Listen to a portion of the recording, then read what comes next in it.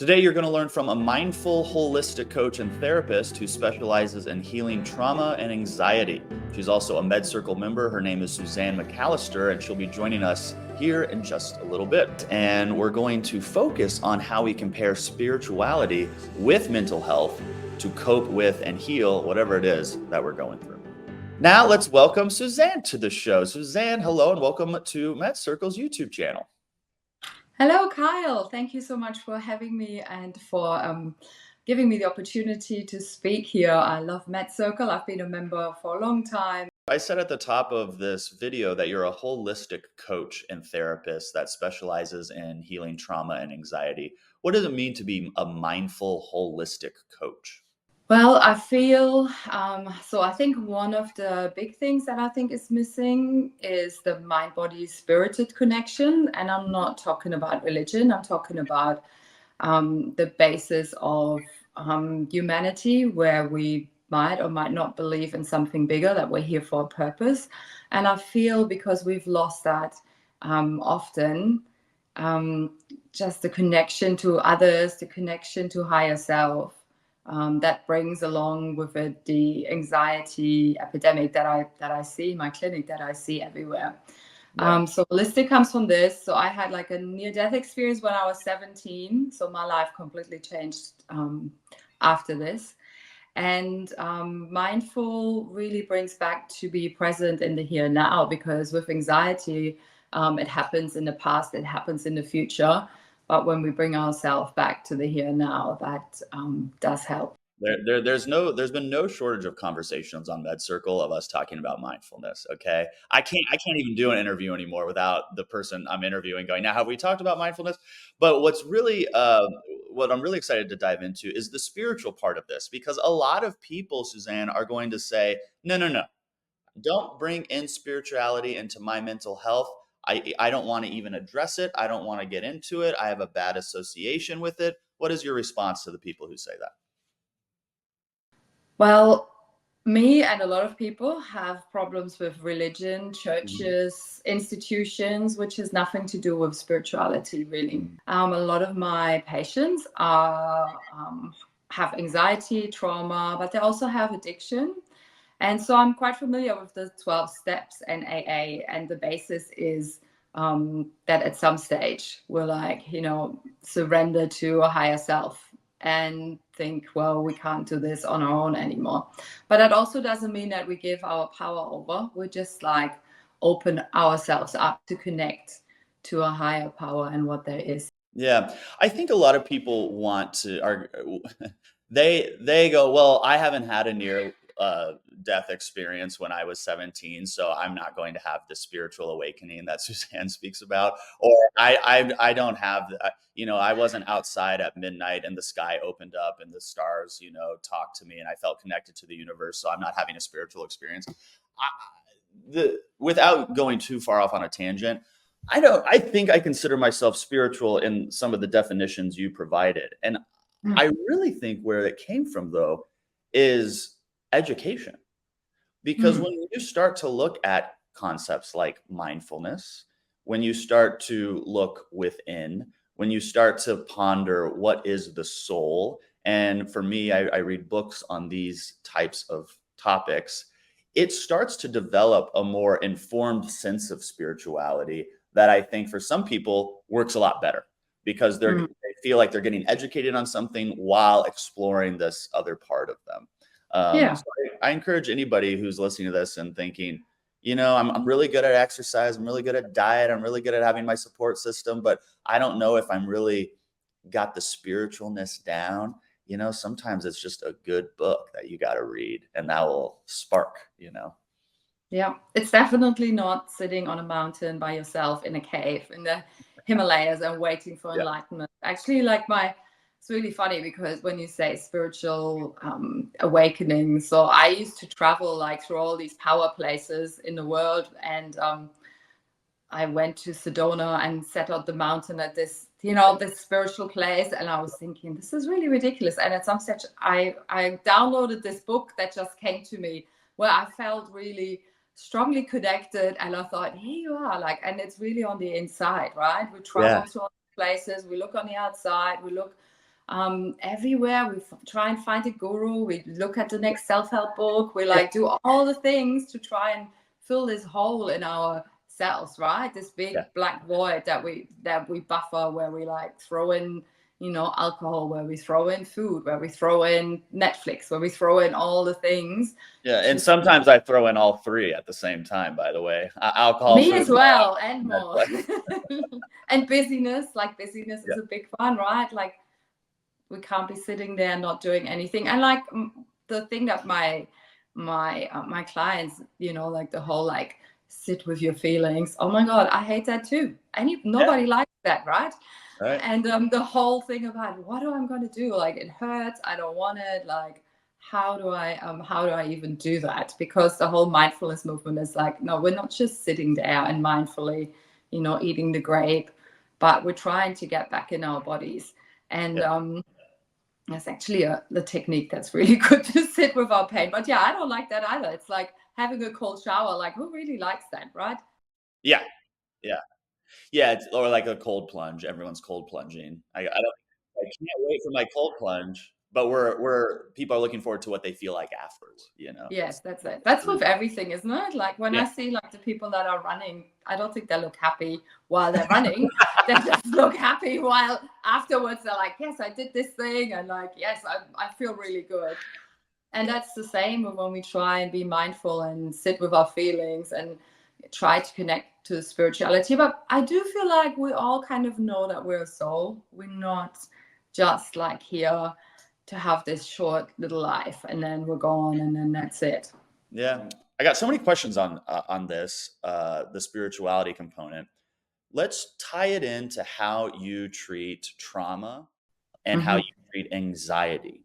Are you bringing up spirituality in the room with your clients, or are you waiting for them to bring? No, you say no. So tell me. No, I don't, you know, I don't talk about as in, oh, if you just find your purpose in life, then your anxiety will go away, right? Oh my God. If my therapist said like that, I that. would walk out of the room. I'm like, honey, you do not get it. Okay. No, I don't. So I have a lot of conventional therapist tools. You know, I use like EMDR. I'm also like trained clinical hypnotherapist. I don't use that anymore. It's more like conversational. I use mindfulness. So I use you know, acceptance and commitment. So I use all the tools. But I do go to the root cause. Where did that come from, right? And often it comes from not feeling good enough. Like I think all my anxiety clients, and I have me inclusive, by the way, you know, like I'm the anxious therapist. I'm managing my anxiety, but I did not know that this is what it was until I started to study. I thought everybody has a mind like this that just goes blah, blah, blah, you know? So often it comes down to not feeling good enough. Like a lot of the problems my clients face come down to not feeling good enough. And then we go like to the root cause. Where does that come from? And then often we land like in childhood and we land, you know, their dreams, and we land at spirituality because every child has a natural, you know, they do have this natural. I used to work like in a primary school, and like all the children that I work with, they had this natural ability to see the world and have the wonderment of the world, and that there's something bigger. And they didn't talk about God or nature or like, you know, any other words we use for this connection, for this higher connection. I want to talk a little bit about, Susanne, how you're leveraging or how you have leveraged your MedCircle membership over the years. Well, so I teach counseling a couple of days a week. Oh, so I that's always talk about MedCircle, and we watch some of the classes. And I just really, it's like my Netflix for like, oh, let's see what Dr. Ramani has to say on this. That's right. Or like, you know. And yeah, I just love the interviews. I love how in depth they are. And so like with my students, we have the best discussions. And so I show some of the interviews, I show some of that in class. And just for myself, I'm like, oh, let's have a listen, like what they have to say. Yeah. And the one, can I just say the one that I absolutely love, that I always talk about and use, is the suicide prevention one. Oh, The Golden Gate Bridge. What's his name? Well, is it Jacob Moore or Kevin Hines? Or Kevin Hines. Yes, Kevin Hines. That's it. I thought about Kevin Hines. So, like his interviews, they're just mind-boggling. They're mind-boggling.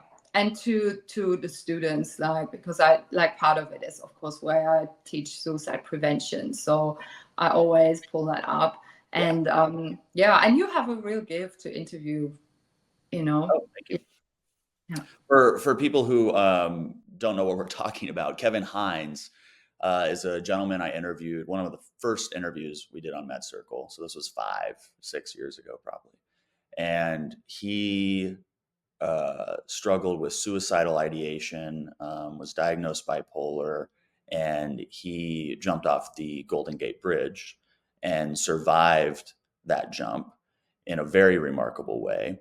And now he speaks all over the world, actually, on suicide prevention. And it is a remarkable interview. And I will give away my takeaways from that interview. There's 2 of them. One is he has talked to the other people who have jumped off that bridge and survived. And they all say they regretted it as soon as their hands left the bridge. Instant regret. And I think that's important to remember.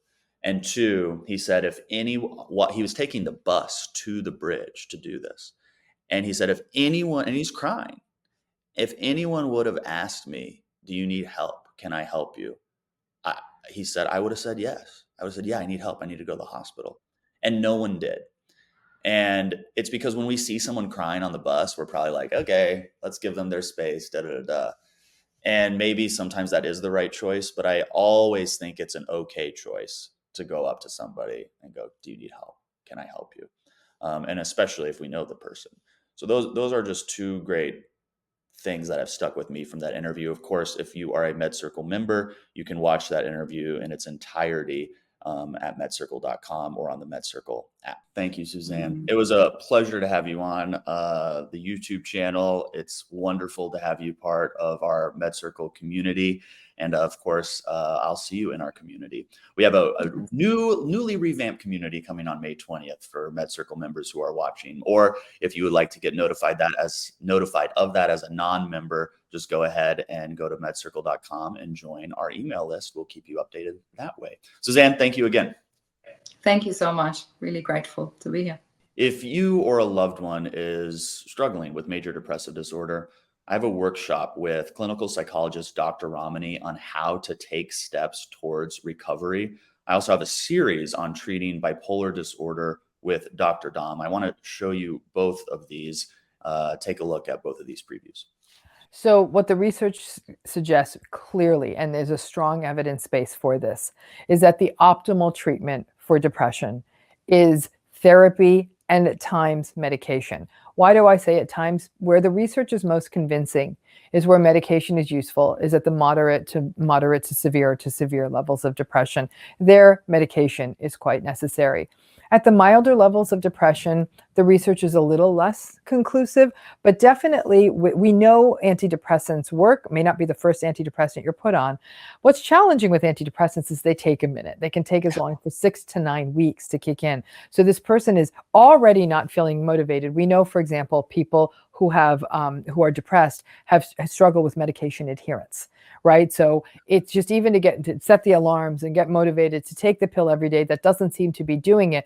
People I've worked with, enough clients will say, I think this medication has kicked in. Like, I do feel like, a curtain has lifted from in front of my eyes. I'm starting to see color again. I feel a little bit more energy. It's actually a really wonderful thing to witness. That said, and I said it in that clip too, these medications are designed to be symptom specific. They largely lift that low energy, right? They lift that kind of the heaviness of depression. That's really what depression is. It's this incredible heaviness and this sense of being cut off from the world, right? It turns the lights on in many ways. What it doesn't do, no medication out in the world is going to teach someone how to think differently. Is not going to engage a person behaviorally. So that's where the work of therapy happens. And when the two are happening simultaneously, and so the optimal combination is a person is in therapy, right? Someone to really walk them through, especially in those weeks. So we're waiting for the medications to kick in. They're also taking medication. And then it's almost like two roads that come together. And then the medications kick in, and the person is also participating in therapy and learning the coping and different ways of looking at a situation and sharing their feelings and addressing all of the negative thoughts and ensuring the person is safe if they were having suicidal or self-harming thoughts. You're doing a lot of things at the same time, right? And so that's the optimal. That's what we want to see, is people getting meds, or at least getting a medication evaluation and getting therapy at the same time. In addition to physical exercise and eating correctly, there's also just the more traditional therapeutic routes like CBT and all that. Explain those. Again, we talked about insight and understanding yourself, and psychotherapy helps with that. And the more you know, the better off you're going to do. So with bipolar disorder, you're going to have mood fluctuations. We talked about family members, outside observers, knowing warning signs and early warning signs. But if you're in therapy, you can develop your own early warning signs, because you're going to be more aware of your own emotions. When you are doing cognitive behavioral therapy, the premise of that is understanding how your thoughts and emotions work together. So if you're bipolar and you know that, wow, I'm starting to feel this way, I can identify this, that's an early warning system. Thank you for watching. I'm Kyle Kittleson. Remember, whatever it is you're going through, you got this.